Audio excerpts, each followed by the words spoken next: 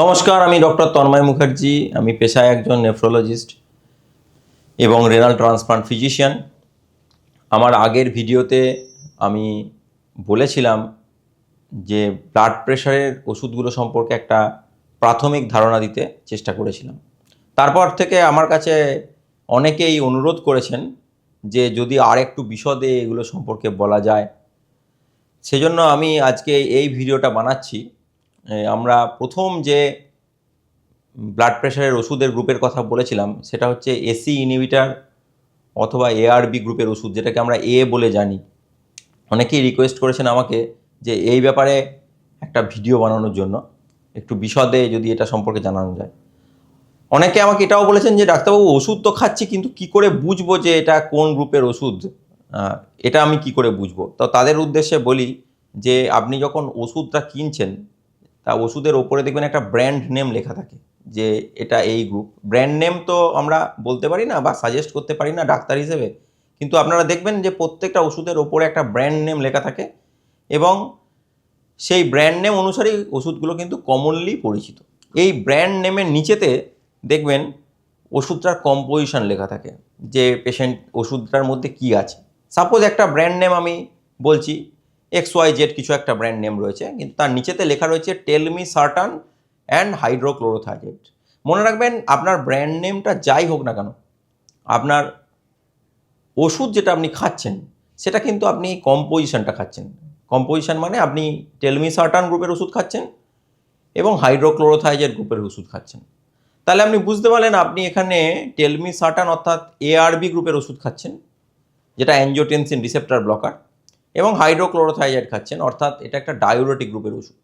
তো এইভাবে যদি আপনি কম্পোজিশনগুলো দেখেন, তাহলেই আপনি বুঝতে পারবেন যে আপনি অ্যাকচুয়ালি কোন গ্রুপের ওষুধটা খাচ্ছেন।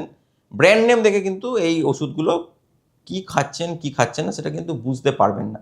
যেমন আপনি যদি কোনো একটা গ্রুপের ব্র্যান্ড নেম যেটা লেখা আছে না কেন, তার নিচেতে লেখা রয়েছে সিলনিডিপিন অ্যান্ড মেটোপ্রোলল, তার মানে হলো আপনি একটা সিলনিডিপিন গ্রুপের ওষুধ খাচ্ছেন, সেটা একটা ক্যালসিয়াম চ্যানেল ব্লকার, এবং মেটোপ্রোলল গ্রুপের ওষুধ খাচ্ছেন, সেটা একটা বিটা ব্লকার। তো এইভাবে আপনি বুঝতে পারবেন অ্যাকচুয়ালি আপনি কোন গ্রুপের ওষুধটা খাচ্ছেন। তো আমি আবার আগের আলোচনায় ফিরি যে অ্যাঞ্জিওটেনসিন রিসেপ্টর ব্লকার অথবা এসি ইনহিবিটার, এই ওষুধগুলো একটা খুব কমন ওষুধ, এবং এই ওষুধগুলো যারা কিডনির রোগী তাদের ক্ষেত্রে কিন্তু যদি খান তারা, এটা অবশ্যই খুব ভালো ওষুধ, কিন্তু এই ওষুধের একটা অন্যতম গুরুত্বপূর্ণ পার্শ্ব প্রতিক্রিয়া হচ্ছে এই ওষুধে কিন্তু পটাশিয়াম লেভেল বেড়ে যেতে পারে।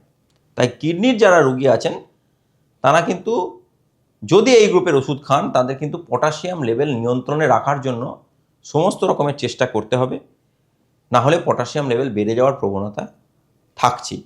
তা পটাশিয়াম লেভেল যদি বেশির দিকে থাকে, অথচ যারা যারা এই ওষুধগুলো খাচ্ছেন, এই গ্রুপের ওষুধগুলো খাচ্ছেন অর্থাৎ এসি ইনহিবিটার অথবা এআরবি গ্রুপের ওষুধ খাচ্ছেন, তাদের কি কি করণীয়?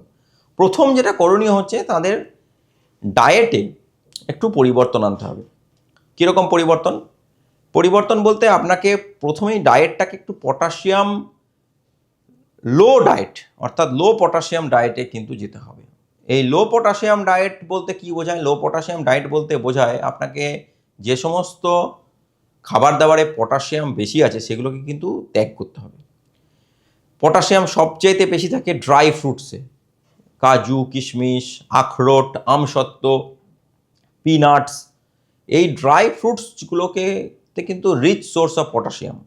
তো যদি আপনার পটাশিয়াম বেশির প্রবণতা থাকে এবং আপনি এই গ্রুপের ওষুধ খাচ্ছেন, তাহলে আপনাকে কিন্তু এই খাবারগুলোকে কিন্তু খুব কমিয়ে দিতে হবে, অথবা এটাকে ছেড়ে দেওয়াই ভালো যদি পটাশিয়াম বেশির দিকে থাকে। এরপরে আসছে যে আপনার যারা ক্রনিক কিডনি ডিজিজের রুগী, তাদের পটাশিয়াম যে খাবারগুলো অ্যাভয়েড করার জন্য ড্রাই ফ্রুটস ছাড়াও বেশ কিছু নর্মাল যে ফ্রুটসগুলো রয়েছে আপনার, যেগুলো রসালো ফ্রুটস, সেই রসালো ফ্রুটসগুলোর মধ্যে ম্যাক্সিমামই কিন্তু রিচ ইন পটাশিয়াম।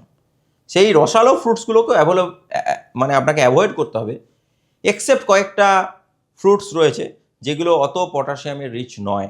যেমন ধরুন গ্রিন অ্যাপেল।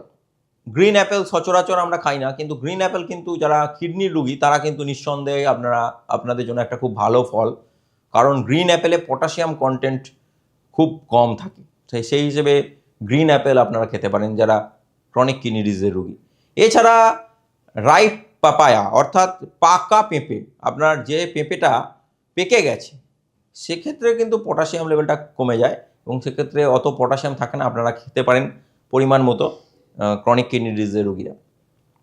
এবার বলি এই যে অ্যাঞ্জিওটেনসিন রিসেপ্টর ব্লকার বা এসি ইনহিবিটর, এই ওষুধটা ক্রনিক কিডনি ডিজিজের রোগীদের কিভাবে ভালো করে। এই রোগটা মানে ওষুধটা সিকেডি পেশেন্টদের ক্ষেত্রে যেটা করে সেটা হচ্ছে, প্রথম জিনিস হচ্ছে এরা ইউরিনে প্রোটিনের মাত্রাটাকে কমিয়ে দেয়, মানে ইউরিনে প্রোটিনের মাত্রাটাকে নিয়ন্ত্রণে রাখতে সাহায্য করে এই এআরবি গ্রুপের ওষুধ বা সার্টানস গ্রুপের ওষুধ অথবা এসি ইনহিবিটর গ্রুপের ওষুধ। কিন্তু এই ইউরিনে প্রোটিনের মাত্রা নিয়ন্ত্রণে রাখতে গিয়ে এরা পটাশিয়ামের মাত্রা অনেক সময় বাড়িয়ে ফেলে এবং ক্ষেত্র বিশেষে ক্রিয়েটিনিনও বাড়িয়ে ফেলতে পারে।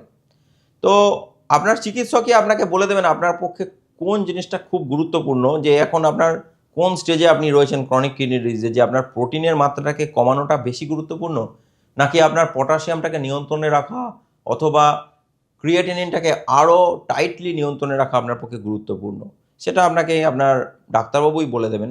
আপনার ক্রিয়েটিনিন যদি খুব বেশি বেড়ে থাকে এবং পটাশিয়ামের মাত্রা যদি নর্মালের মধ্যে থাকে তাহলে এই ওষুধগুলো আপনার জন্য ম্যাজিক্যাল ড্রাগ, যেগুলো আপনার ক্রনিক কিডনি ডিজিজের প্রোগ্রেশনটাকে প্রিভেন্ট করবে, আপনার ইউরিনের প্রোটিনটাকে কমিয়ে দেবে এবং আপনাকে দীর্ঘদিন সুস্থ সবল রাখবে।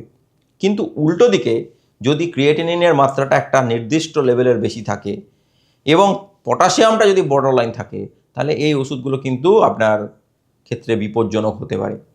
একটা ইংরেজিতে কথা আছে না, ডবল এজেড সোর্ড, অর্থাৎ যদি আপনি প্রতিপক্ষের দিকে সোর্ডটাকে ঘুরিয়ে দেন, মানে আপনার তরোয়ালটাকে ঘুরিয়ে দেন, এক্ষেত্রে রোগের কথা বলা হচ্ছে, রোগের দিকে যদি আপনি ঘুরিয়ে দেন, প্রোটিনিউরিয়ার দিকে ঘুরিয়ে দেন, তাহলে কিন্তু ওটা আপনাকে সেভ করছে এবং আপনাকে ওটা বিপদ মুক্ত করছে এই জাতীয় গ্রুপের ওষুধ।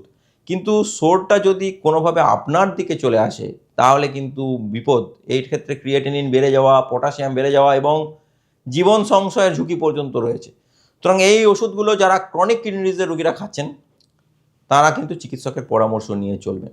এছাড়াও এই অ্যাঞ্জিওটেনসিন রিসেপ্টর ব্লকার এবং এসি ইনহিবিটর নিয়ে যেটা আমি এর আগের ভিডিওতে ডিসকাস করেছি, যে এসি ইনহিবিটর পার্টিকুলারলি ওষুধটা এক্ষেত্রে ড্রাই কাফের প্রবণতা থাকে, মানে আমাদের যে অ্যাঞ্জিওটেনসিন কনভার্টিং এনজাইম ইনহিবিটর এর মধ্যে রয়েছে লিসিনোপ্রিল, এনালাপ্রিল, র্যামিপ্রিল, এই জাতীয় ওষুধগুলো, এগুলো কিন্তু একটা ড্রাই কাফ যাদের হয় তাদের ক্ষেত্রে কিন্তু এই ক্ষেত্রে ওষুধটা অ্যাভয়েড করে চলতে হয়। কারণ এই ওষুধটা খেলে আমাদের লাংসের মধ্যে একটা সাবস্ট্যান্স পি নামক একটা পদার্থ একটু বেড়ে যায় এবং সেই সাবস্ট্যান্স পি একটা অ্যালার্জিক কাফ বা ড্রাই কাফ করে। যতক্ষণ এই ওষুধ বন্ধ করছেন এই ড্রাই কাফ কিন্তু নাও যেতে পারে যারা যারা এই ওষুধ খাচ্ছেন। তাই এই দুটি ওষুধ কিন্তু খাওয়ার ব্যাপারে আপনাদেরকে এই সাবধানতা অবলম্বন করতে হবে। ধন্যবাদ।